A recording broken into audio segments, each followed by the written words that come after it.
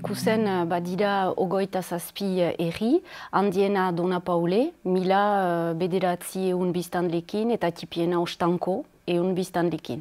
Gutxi gora bera, bederatzi 1800 jende bizi da Amikuzen. Erran dezakegu azken urteetan populazioa egonkorra dela. Lurraldea Dona Paulelen intzurian antolatua da. Beste 26 herrietatik herritarrak diten dira naturalki Dona Paulerat, edo zerbitzu desberdinentzat edo saltegietara. Egia erran, konfigurazio berezihunek erresten du lurraldearen antolaketa. Enplegu mailan, 5.100 langile kondatzen dira lurraldean. Kasik erdiek zerbitzu sailean lan egiten dute. Ondotik heldu dira laborantza, industria, merkataritza, eraikuntza eta turismoa. 5.100 langileetarik 2.000 bat Amikuzera heldu dira lan egiteko. Horiekola, amikustar batzuk ere lurraldetik kanpo lan egiten dute. Sozial eta kultur arloetan, elkarte frangok animatzen dute lurraldea, bereziki eta adibidez kirolan, Omnisport Amikuze sareak berak, ameka elkarte biltzen ditu. Amikuzen, herriarteko sendimendua eta elgarrekin lanean aritzeko ohidura aspaldikoak dira. Hautetsiek elgarrekin erabaki dute, sokorri klinika sustengatzea, igerileku eta kirol zelai bat eraikitzea, zerbitzu publikoen etxea, mediateka edota Saint Louis kultur gelak egitea. Betidanik Amikuzeko herriek ekipamendu egituratzaileak elgarrekin pentsatu eta kudeatu dituzte. 2017 geroztik, Euskal Hirigune elkargoa sortu denetik, Amikuzeko herri elkargoa Amikuzeko eremua bilakatu da, eta hautetsiek segitzen dute lanean. Euskal Hiriguneari esker, Donaiki igerilukua berriki ahaberritua izan da, eta laster proiektu batzuk dirustatuak izanen dira lurraldean.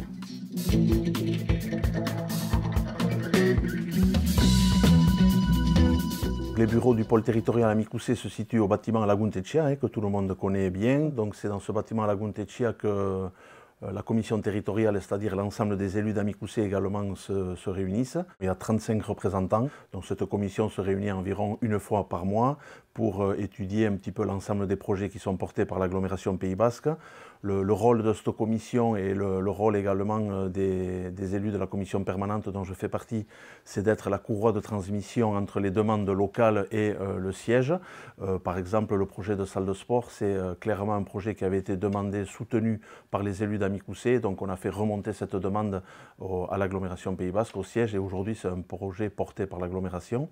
Donc au niveau du territoire, il y a environ 35 agents qui travaillent sur le territoire d'Amikuze, qui sont rémunérés par l'agglomération Pays Basque. Au niveau des projets qui sont portés par l'agglomération et soutenus bien entendu par l'ensemble des élus du pôle, il y a plusieurs projets importants, la salle de sport, la maison de santé pluridisciplinaire.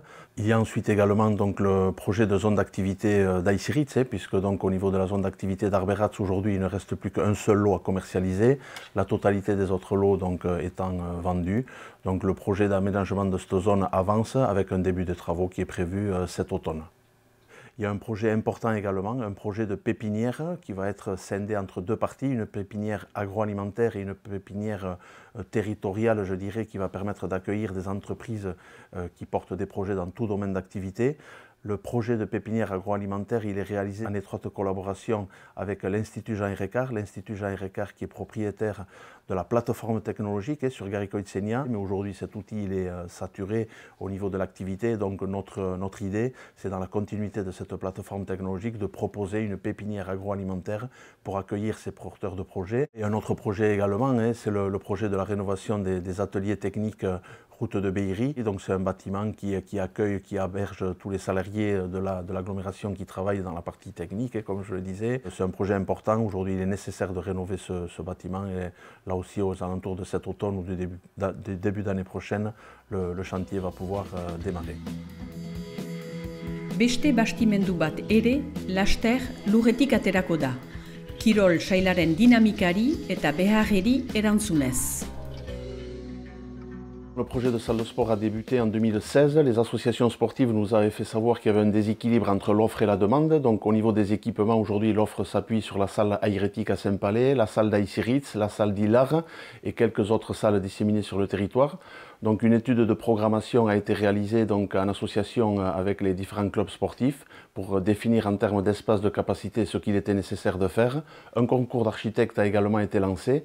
C'est le cabinet d'architectes Coudenot de Saint-Palais qui a été retenu. Donc c'est un projet qui avoisine les 3 800 000 €, qui va venir compléter un petit peu les équipements sportifs qui existent sur le territoire, ce qu'on appelle la plaine des sports, puisque les 2 terrains de foot, de rugby, de tennis, d'athlétisme et la piscine sont des équipements portés par la communauté d'agglomération Pays Basque aujourd'hui. La salle de sport donc, va être portée également par la communauté d'agglomération Pays Basque. Et pour financer cette opération, le territoire d'Amicoussé, pour accompagner le financement, va apporter également la somme de 950 000 € et transférer également à l'euro symbolique 14 hectares de terre qui sont le long de la départementale 933. Et bien entendu, la vente de ces terrains va venir accompagner le financement de cette opération de salle de sport, projet très attendu sur le territoire par les différents clubs sportifs. Alors sur le secteur d'Amicoussé, il faut savoir que nous sommes sur une région très sportive. À l'heure actuelle, nous avons près de 1300 licenciés sur un bassin de population qui est inférieur à 10 000 habitants. Donc 13%, on est bien au-dessus de la moyenne des sportives départementales. Et donc c'est vrai qu'il y avait un vrai besoin de construire ce nouvel équipement.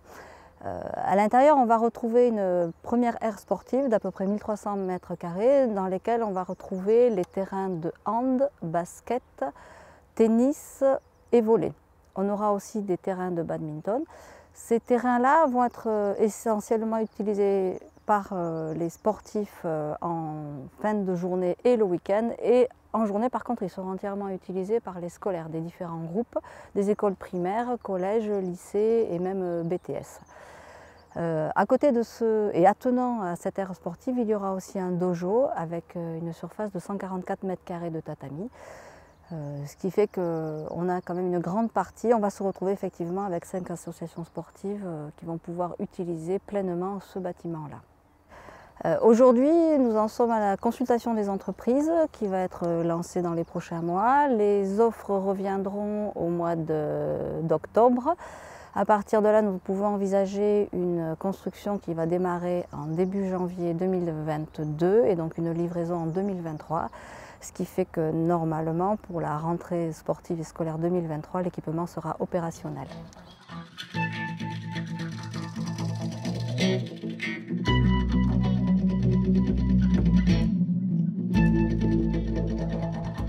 Comme tout le monde le sait, l'agglomération Pays Basque porte des projets très importants dans différents domaines, la culture, la santé, l'action sociale, l'économique, mais elle aide également les communes directement à travers 3 enveloppes financières qui sont allouées à chacun des 10 pôles territoriaux.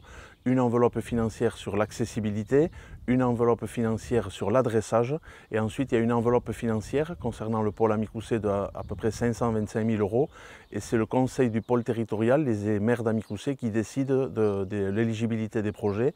Et donc concernant le pôle Amicoussé, il y a 4 projets qui ont été fléchés aujourd'hui, un sur Gabat, un sur Pagol, un sur Saint-Palais et un ici sur Amorotz.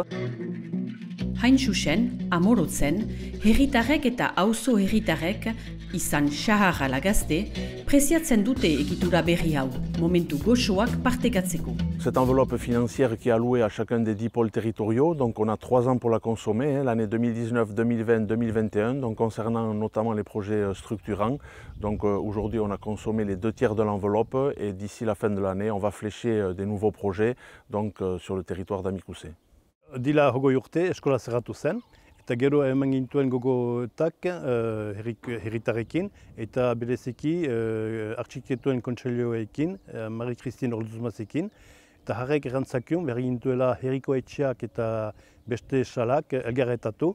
Hola 2012an egin ginduen herriko etxea eta 2 apartamenduekin. Eta gero egin dugu bastimendu hau, hemen badira 2 gela, 300 m² orotarat eta erdiko separazioarekin, pestetan eta dena zabaltzen dena.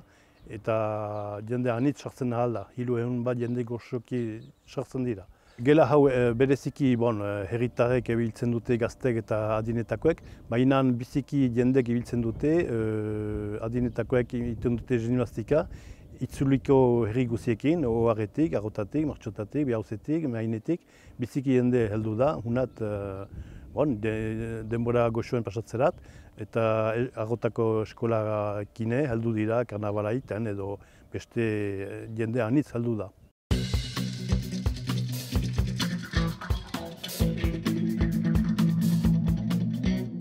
Osagarri arloan, Euskal Elkargoaren gidaritzapean, eragile publiko eta pribatuek eskuz esku lanean ari dira, eremuari, zerbitzu ezberdinak eskainiko dituen osagarri etxea proposatzeko. Hemen izanen den behaz osagarri zentro hunen eraikitzeko baimena plaza handi batekin, martxondarrean izenpetu dut behaz Aiziritzeko Herriko etxearen izenean. Ideia proiektu hau duela 10 urte hasi zen.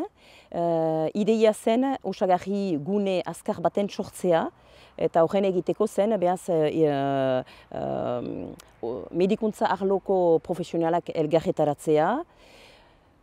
Osagarri proiektu amankomun baten inguruan hartamendu berri eta gehiago proposatuz, eta alainan funtzionamendu fresak partekatuz, eta azken finean beti ahantzigabe behaz erien honetan. Le projet était de regrouper tous les professionnels de santé au sein d'une maison médicale. Et au fur et à mesure de l'avancement du projet, s'est greffé un projet de partenariat avec l'hôpital pour permettre d'envisager des projets communs sur la prévention, sur la prise en charge des malades en concertation avec tous les pôles spécialisés qui sont au sein de l'hôpital. Le choix de ce projet, c'est celui de la proximité et il présente au moins 3 avantages. Celui de développer et pérenniser le lien ville-hôpital et de mieux coordonner les parcours. Aussi de regrouper au sein de cette maison de santé pluridisciplinaire des activités qui étaient jusque-là exercées en ville. Je pense notamment à la psychiatrie adulte et mentale. Évidemment, il y aura des médecins, un cabinet de kinésithérapie, une podologue, un cabinet d'infirmières et une sage-femme. Et peut-être cela permettra de donner l'envie à d'autres professions et des jeunes médecins, bien sûr, de venir exercer au sein de l'Amicoussé. Et puis enfin, de développer de nouvelles activités en lien avec les médecins libéraux, les praticiens hospitaliers qu'ils viennent de Saint-Palais ou de Bayonne, ceci afin de rendre un service au plus près de la population.